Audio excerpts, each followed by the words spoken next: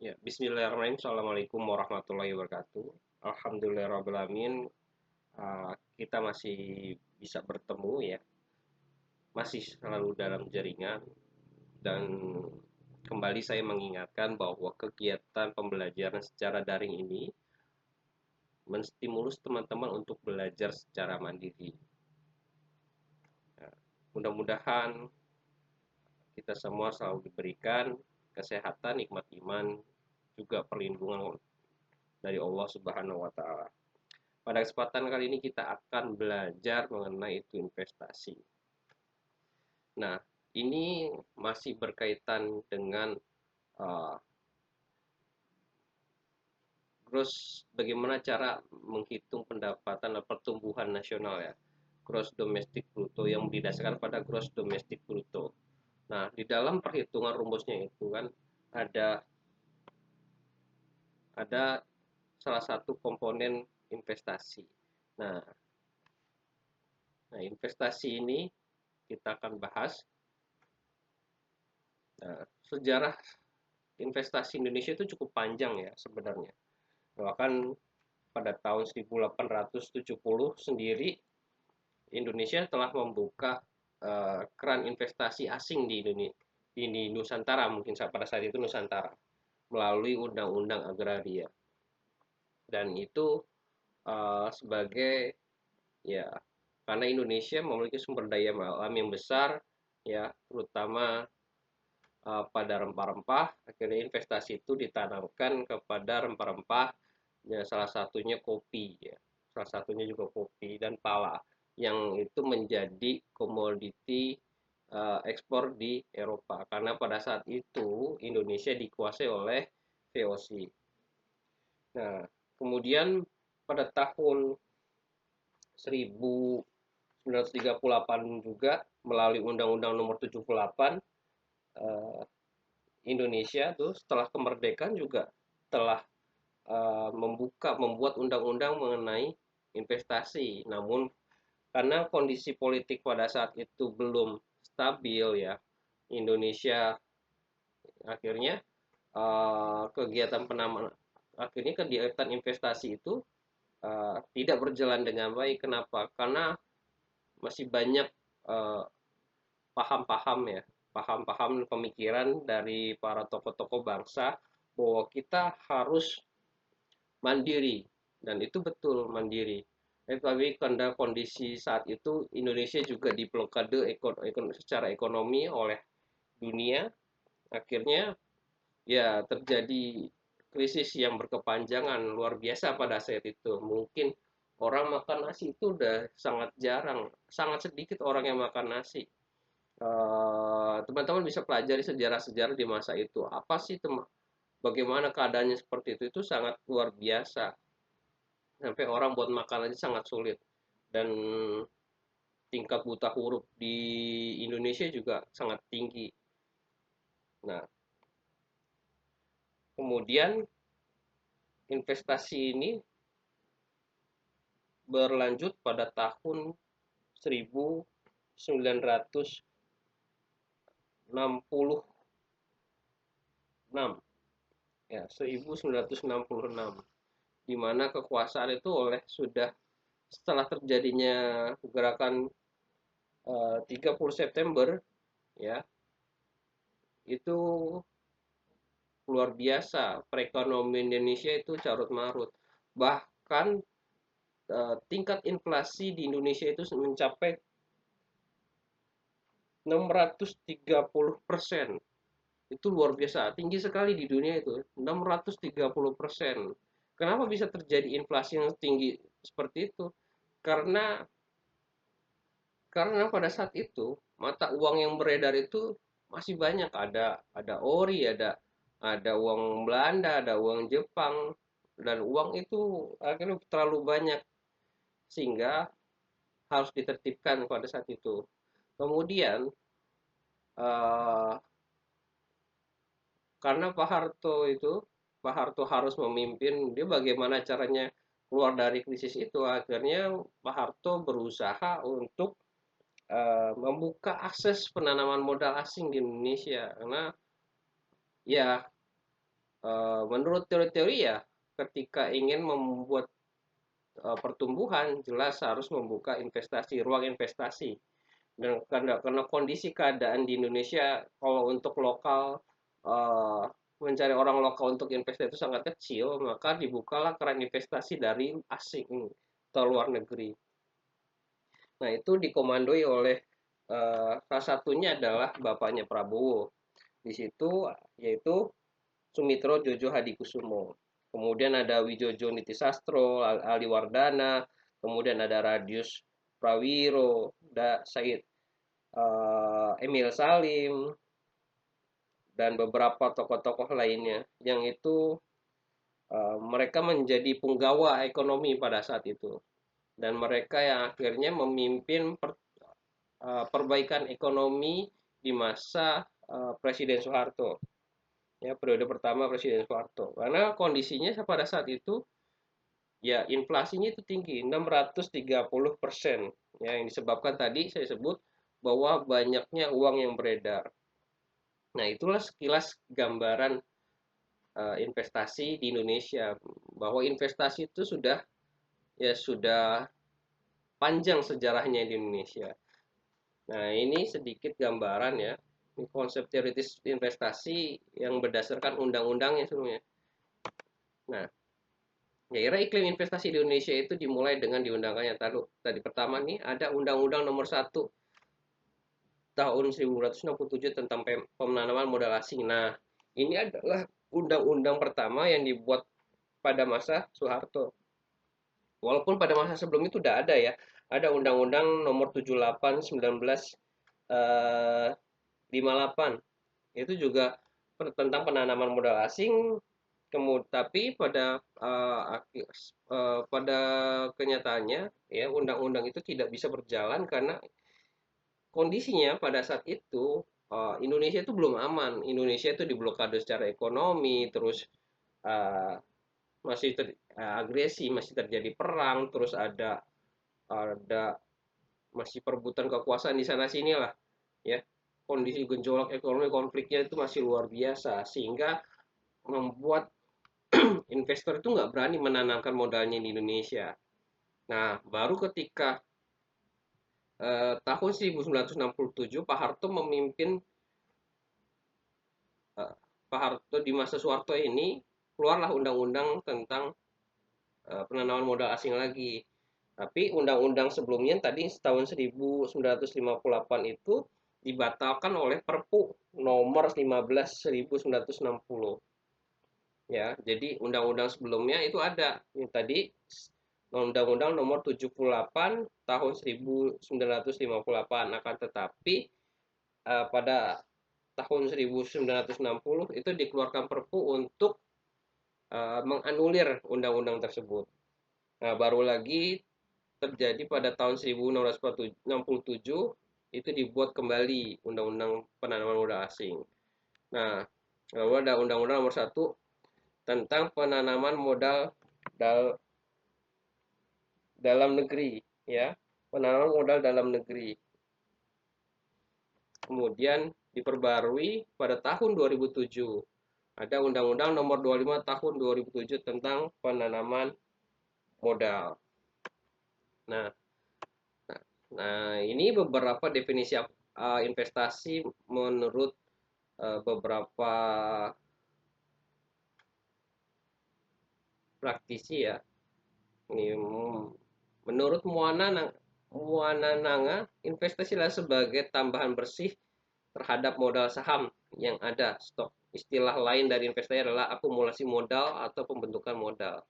Kemudian Maluya Hasibuan menyatakan bahwa investasi merupakan alat untuk mempercepat pertumbuhan tingkat produksi di negara yang sedang berkembang, sehingga investasi berperan sebagai sarana untuk menciptakan kesempatan kerja.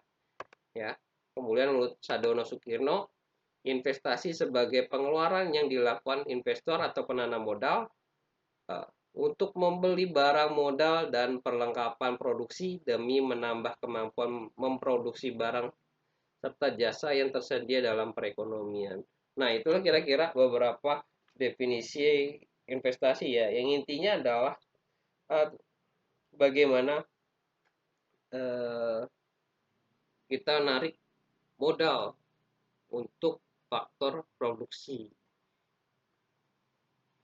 Nah, ada beberapa jenis investasi menurut para ahli.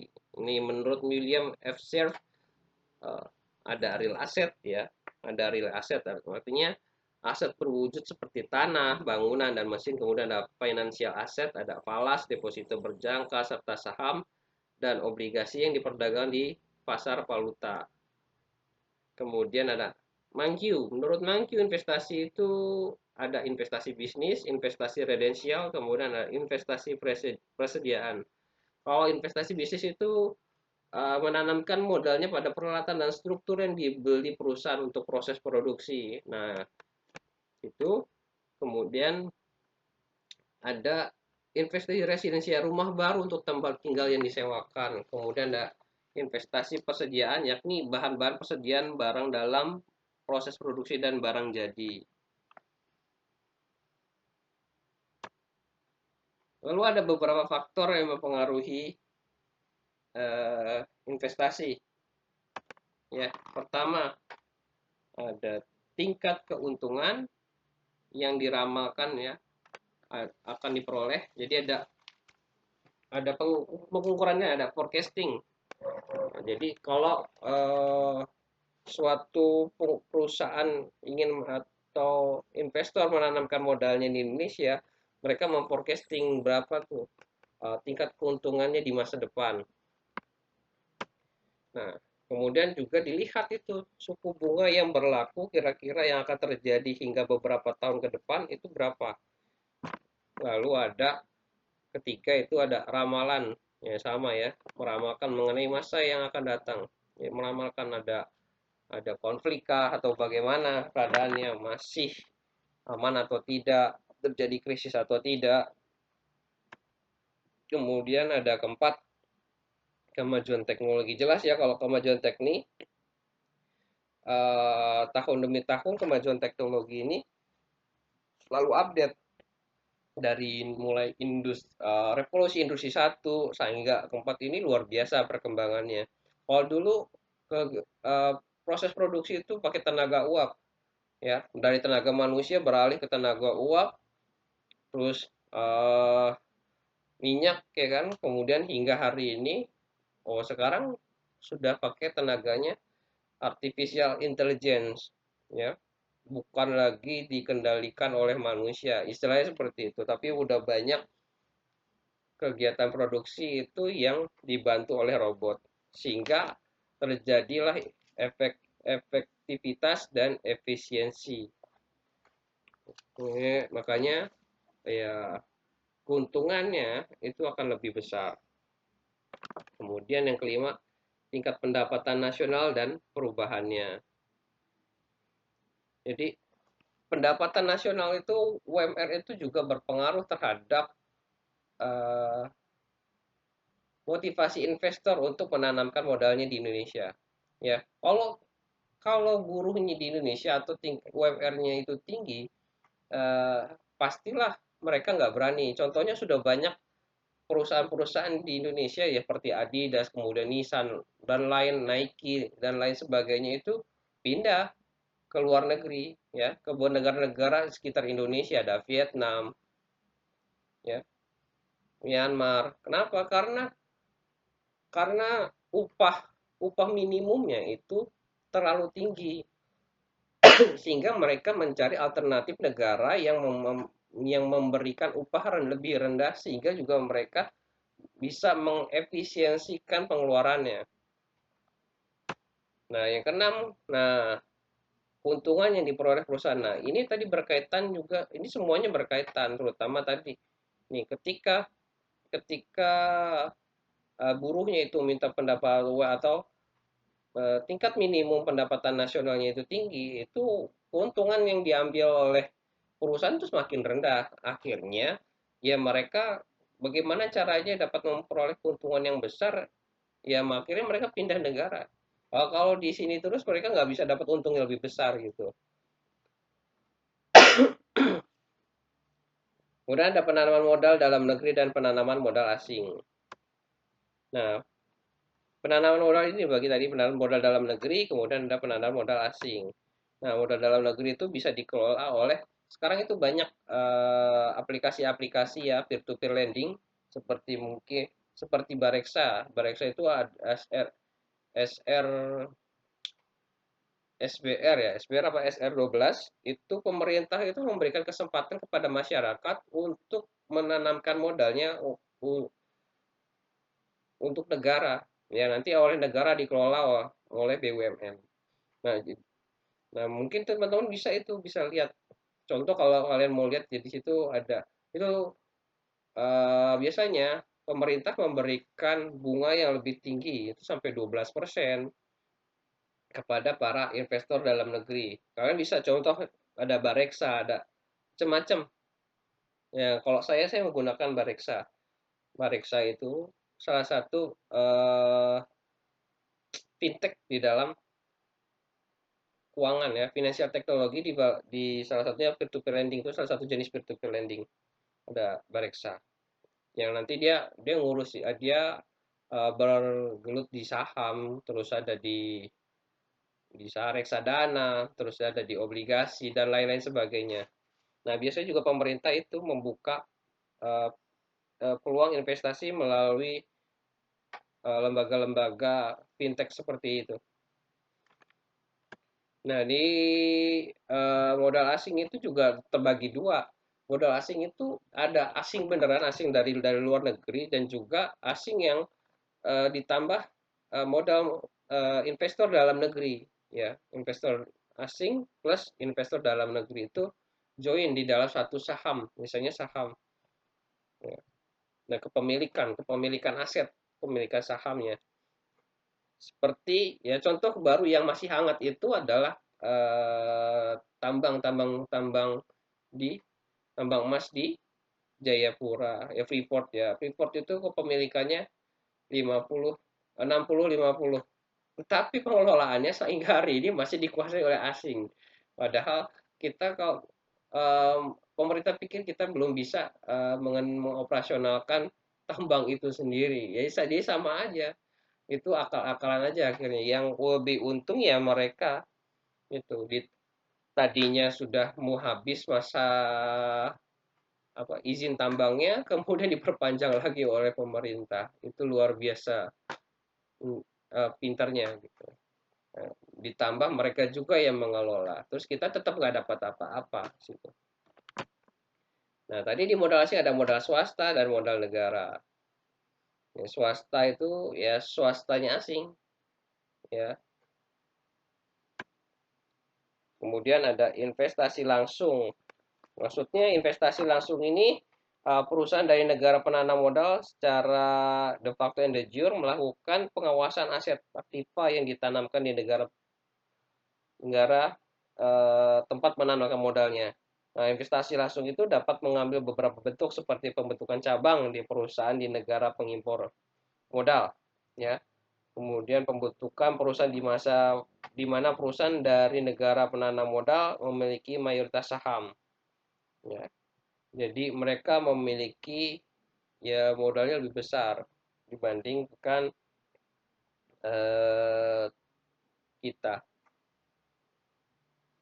Kemudian ada investasi tidak langsung.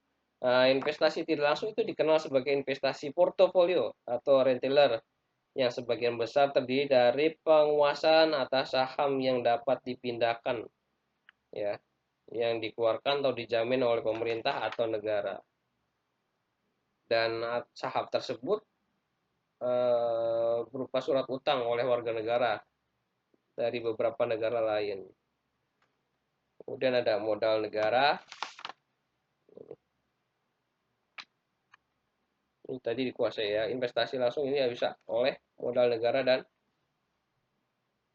investasi tidak langsung ini negara yang kuasai. Ini negara asing tetangga melalui investasinya tadi. Kalau Amerika itu jelas kan melalui uh, negaranya. Nah,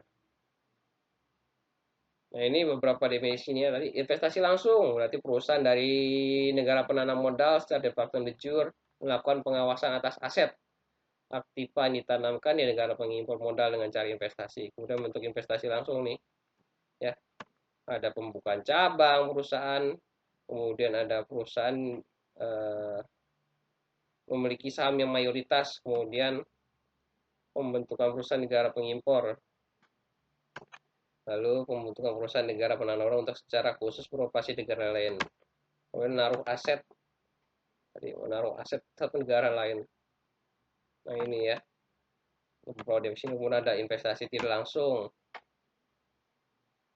indirect investment, lebih dikenal portfolio.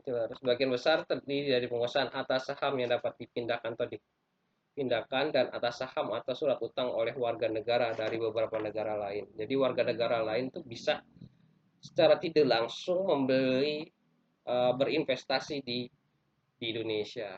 Nah, kebetulan kan karena saya di Cina di waktu bulan Januari lalu itu ada sekitar ada 15.450 investasi dari Cina masuk ke Indonesia. Itu luar biasa banyaknya dan ada 40 titik yang ditanamkan di 40 titik yang ditanamkan di Indonesia, 42 titik yang ditanamkan di Indonesia, lebih tepatnya 42 titik. Itu dari Sabang hingga Merauke. Itu luar biasa. Nah, ini ada beberapa azas penanaman modal. Ya, ada azas penanaman modal menurut pasal 3 ayat 1 nomor 25 tahun 2007 yang menyatakan bahwa penanaman modal itu harus memiliki kepastian hukum, ya. Hukumnya jelas. Kemudian ada keterbukaan, transparan. Kepastian hukum ini jelas harus menguntungkan pihak kita harusnya. Gitu.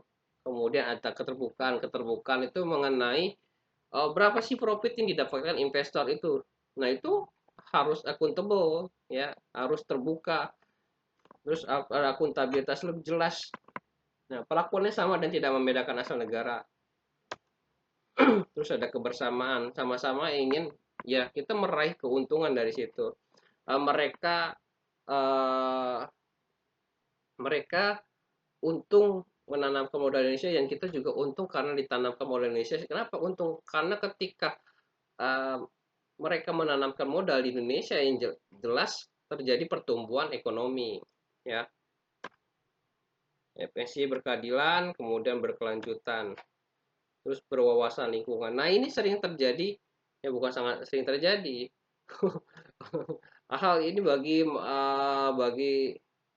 pecinta lingkungan, ya, pemerhati lingkungan, ini hal yang sangat menjadi concern. Kenapa? Karena banyak investor, ya, di Indonesia itu yang uh, tidak tidak tidak mengorientasikannya pembangunan itu yang berwawasan lingkungan. Banyak alam kita yang rusak, luar biasa alam kita rusak.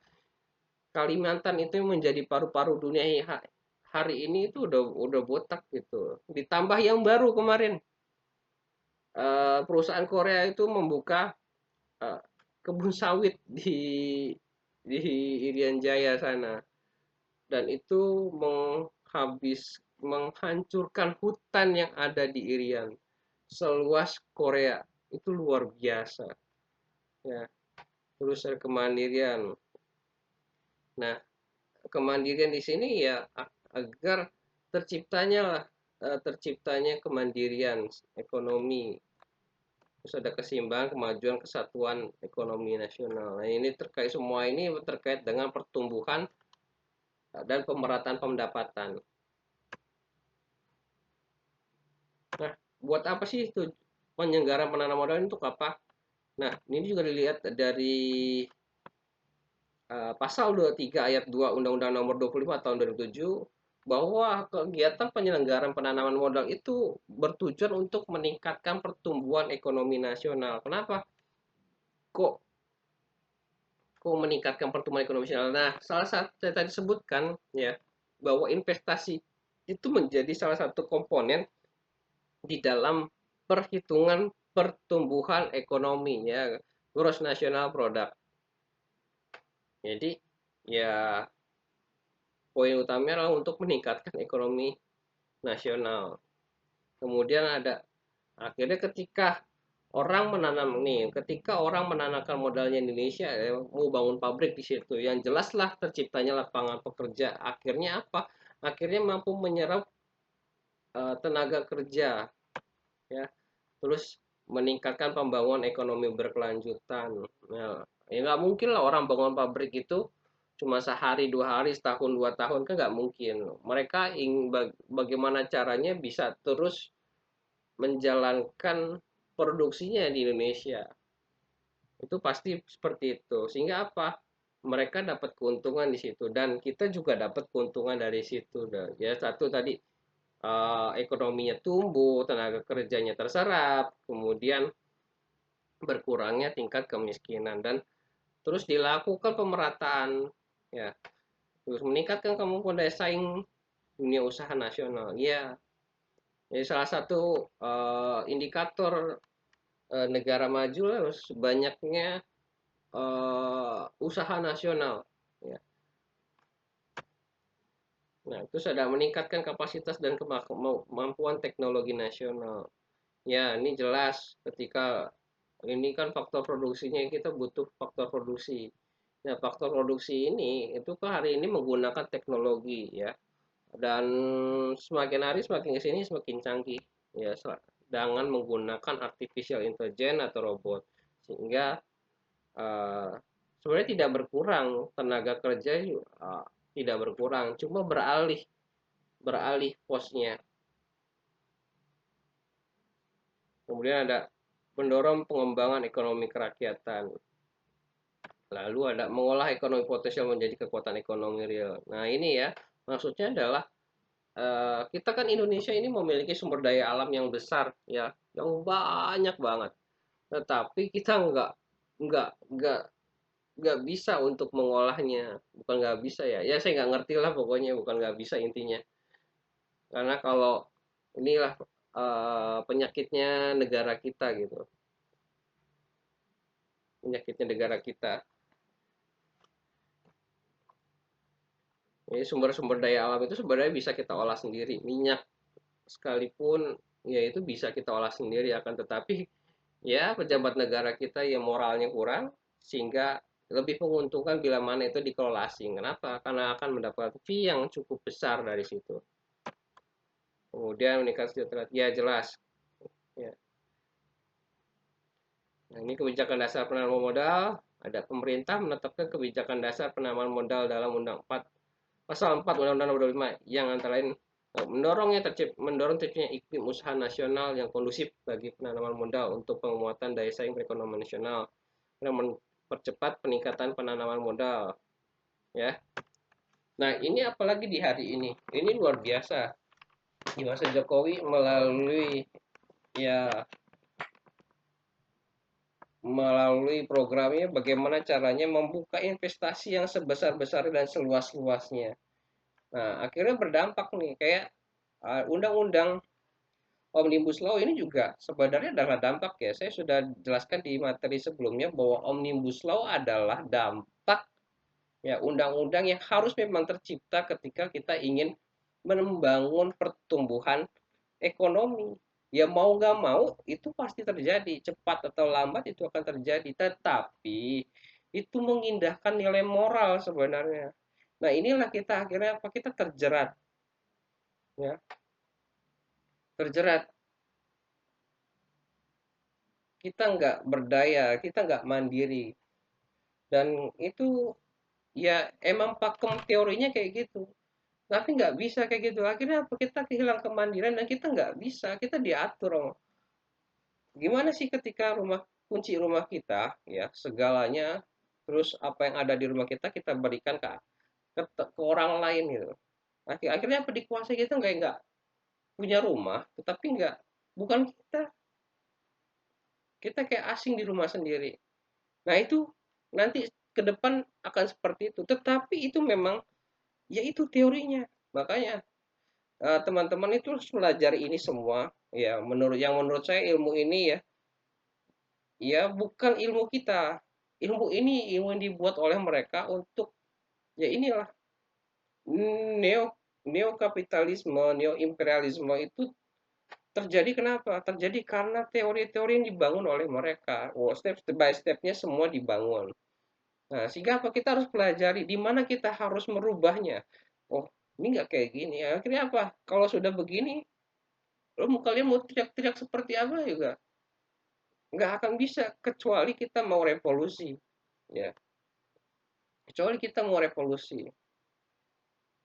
Sudah pakem lagi nih teori. Makanya harus buat teori baru. Seperti apa sih sebenarnya yang dimaksud oleh para founding father di dalam Undang-Undang 45 yang sebenarnya ya. Kalau sekarang kita menggunakan Undang Dasar 2002. Nggak ada Undang-Undang 1945 itu belum pernah digunakan dan pernah dipraktekkan itu belum pernah di Indonesia. Sehingga apa? Kalau di Pancasila berarti keadilan itu belum ada. Itu belum ada keadilan di Indonesia. Sehingga ya ini teman-teman calon-calon ekonom entahlah kalian di bidang manapun ya kalian di sektor apapun nanti jadi apa kalian harus berupaya menjadi orang yang bermanfaat dan bagaimana caranya Indonesia itu bisa bebas dari ini semua. Bukan kita tidak mau membuka diri terhadap asing, tetapi itu semua ada batasannya, ada persenannya ya. Berapa sih yang sebenarnya sunatullah gitu? Agar apa? Agar kehidupan kita itu nggak dimainin. Hari ini kita dimainin semua. Ya pejabatnya main semua. Berputar terus orang yang ingin menjadi pejabat masuk partai ya, para pengusaha-pengusaha masuk partai. Ya mereka yang punya uang semua ada di partai. Akhirnya mereka ketika ingin mencalonkan butuh uang, ya kan nyari investor dari situ. Ya ketika mereka terpilih mereka harus balas budi gitu. Dan orang-orang dari partai bukan dari orang yang ahli. Ahli politik balas budi. Oh, ayatnya ketika kamu tidak menempatkan orang yang sesuai di situ, ya hancur negara. Ya inilah hari ini. Tetapi hari ini karena teorinya dibangun seperti itu, semua ya wajar-wajar dilihat wajar, tapi bagi saya tidak wajar. Dan salah satu dan yang teman-teman harus ketahui ya, apa yang kalian lihat, dengar dan rasakan itu tidak seperti apa yang sebenarnya terjadi. Nah, teman-teman itu harus bisa menganalisa. Nah, itulah fungsinya kita sebagai mahasiswa dan kalangan terdidik. Jangan bisa terhanyut aja, apalagi itu ada program yang sangat besar di Indonesia yaitu sekular. Ya kayak menghapuskan arti bahasa aja, bahasa itu diselewe-selewengkan, itu udah itu salah satu bentuk produk sekularisme ya. Kemudian eh, ada namanya iya eh, peng, peng, pengerendahan terhadap Islam ya, itu salah satunya itu luar biasa dengan berbagai macam cara. Ya meremeh luar biasa dan kita nggak sadar ikut di situ berkomentar segala macam. Oh, sehingga seakan-akan kita menjadi ahli. Orang gampang ya di media sosial itu ya berkomentar dia siapa gitu, telah berbuat apa. Itu luar biasa. Itu salah satu bentuk sekular yang enggak yang itu terjadi, yang kalian terjadi secara alami gitu. Kenapa? Karena itu sudah by design gitu. Nah, ini sedikit potret investasi di Indonesia. Nah, ini lihat ya, nih ada perhitungan-perhitungan ya. Nah, ini sedikit gambaran yang terjadi pada tahun 98 sampai 2014. Nah, tahun 98 sampai 2008 itu ya, itu Indonesia mengalami penurunan itu investasinya. Kenapa? Karena ada krisis secara global. Dan bukan hanya krisis secara global, juga terjadinya konflik-konflik di Indonesia. Akhirnya apa? Akhirnya investasi yang ada di Indonesia itu menurun. Nah, ini dalam negeri sama halnya ya. Ini tahun 2000 meningkat lagi ya ketika Habibie menguasai Pak ya, menjadi presiden, Pak Habibie menjadi presiden. Nih, kemudian tahun 2002 itu terjadi konflik, akhirnya apa? Iklim investasinya turun lagi.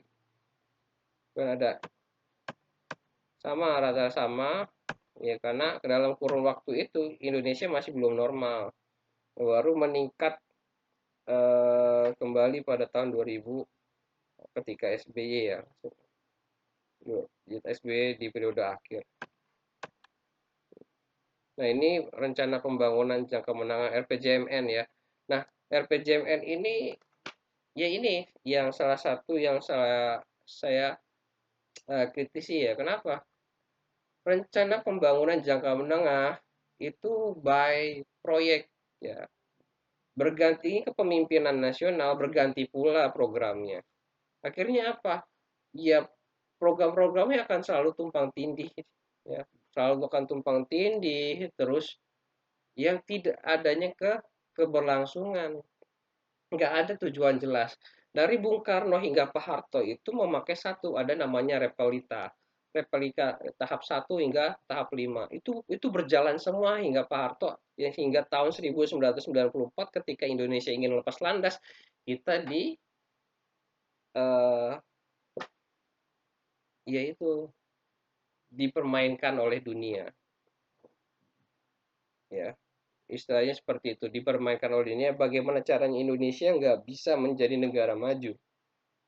Jangan Pak Harto, kita wah semua dijebak lah dari 9 ya, investasi itu juga salah satu jebakan sebenarnya.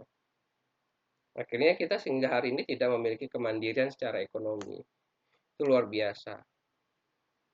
Nah, itu bisa teman-teman pelajari bagaimana polanya di luar mata kuliah ini. Agar apa? Agar teman-teman tahu apa yang harus diperbuat, bukan hanya sekedar selesai kuliah udah selesai aja, tetapi teman-teman harus harus bisa berkontribusi untuk negeri ini. Nah, ini salah satu kendalanya lah kendala persaingan kebijakan investasi ya. Tiongkok, Vietnam mengalami ini banyak belum optimal pemberian insentif dan fasilitasi, kualitas SDM rendah. Nah, ini kendala-kendala dan tantangan yang terjadi pada rentang tahun 2004 sampai 2009. Nah, terus nah ya. Nah, pokoknya di eh, mereka yang pro terhadap kebijakan investasi ini pastinya akan berusaha bagaimana caranya alur alur investasi itu dimudahkan, terus bagaimana infrastrukturnya disiapkan. Dan ya seperti saat ini jalur-jalur tol itu bukan dibuat hanya sekedar untuk lintas lintas lintas personal pribadi ya, tetapi itu untuk industri. Industri ada titik-titik industrinya sudah ada di Indonesia, itu kota-kota mana, itulah dibangunlah jalan-jalan tol itu. Agar apa? Nantinya bisa mengakses, ada ada akses yang bagus gitu. Agar kalau infrastrukturnya jalan ya aksesnya bagus, industri bisa maju di situ. Nah, bu, bukan sekedar oh ini untuk ini keberpihakan terhadap rakyat, itu enggak. Itu kita jual aset juga. Ini tahun 2014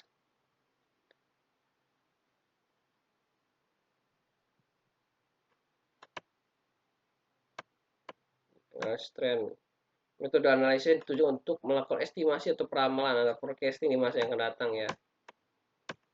Ini, ini rumusnya. Ini bisa teman-teman nanti lebih detail mempelajarinya. Hitung-hitungan aja coba ya.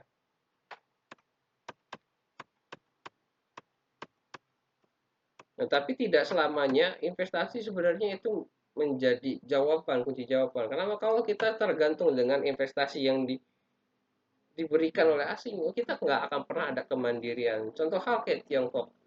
Uh, Tiongkok itu membuat sebuah sistem baru. Ada beberapa teori-teori baru ya, seperti MMT. MMT itu money theory, monetary money theory. Jadi yang ini diterapkan oleh Tiongkok. Tiongkok itu kalau investasi itu orang kan menanamkan modalnya di negara kita. Ya akhirnya apa? Ya mereka punya kewenangan untuk mengatur negara kita. Nah, tetapi di Tiongkok itu juga berbeda. Mereka itu mencetak uang. Mereka mencetak uang dan uang itu di, digunakan untuk membangun-bangun sektor produktif. Ada UMKM, semua perusahaan-perusahaan yang makanya cepat itu pertumbuhan negaranya di dalam 20 tahun ini itu luar biasa, sangat cepat, dan itu mereka menggunakan teori itu, monetary money theory. Akhirnya mereka mencetak uang, uang itu digunakan untuk membuat sektor-sektor produktif seperti UMKM. Akhirnya apa? Ya pertumbuhannya sangat cepat, drastis, dan dunia itu kaget melihat perkembangan Tiongkok hari ini. Itu luar biasa. Sekarang mereka yang menguasai teknologi di dunia hari ini Tiongkok. Semua barang-barang dari Tiongkok.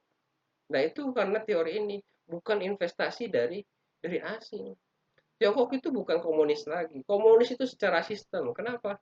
Secara sistem kependudukan. Kenapa? Mereka harus mengatur 1,5 miliar orang. Itu bukan hal yang mudah. Harus ada top down, ya. Harus dibangun top down. Agar apa? Ya, orangnya disiplin mau. Akhirnya stabilitas ekonomi, stabilitas politik segala macam itu aman, terkendali. Kalau nggak kayak gitu nggak terkendali. Kalau mereka dibebaskan dengan demokrasi itu nggak akan terkendali. Kemudian untuk politik luar negerinya itu udah bebas aktif, kapitalis, malah sistem ekonomi itu udah kapitalis sekarang. Mereka mencoba menanamkan membuat pos-pos jalur. Hari ini jalur sutra mereka hidupkan kembali itu tuh. One Belt One Road.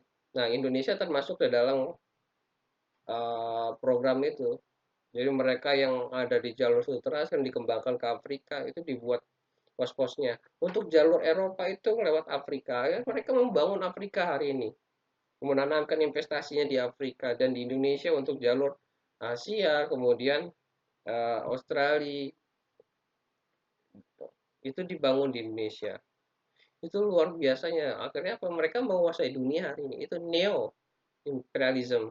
Ya Amerika juga sama menanamkan model, tetapi lebih soft, panjang. Cina ini luar biasa, sangat cepat sehingga orang kaget, dunia kaget, negara-negara adidaya yang tadi adidaya, Amerika macam kaget. Ya enggak, pokoknya gimana caranya, ya dia tetap di bawah Amerika. Nggak bisa Cina itu melewati Amerika. Itulah akan terjadi. Mau paham kiri, mau paham kanan itu sama aja, ya. Ya kira-kira seperti itu pertemuan kita hari ini. Terima kasih atas partisipasinya. Semoga apa yang diberikan menjadi kebermanfaatan untuk teman-teman semua. Eh, Mohon maaf bila ada kesalahan. Bila itu sabil hafaz tabil khairat. Assalamualaikum warahmatullahi wabarakatuh.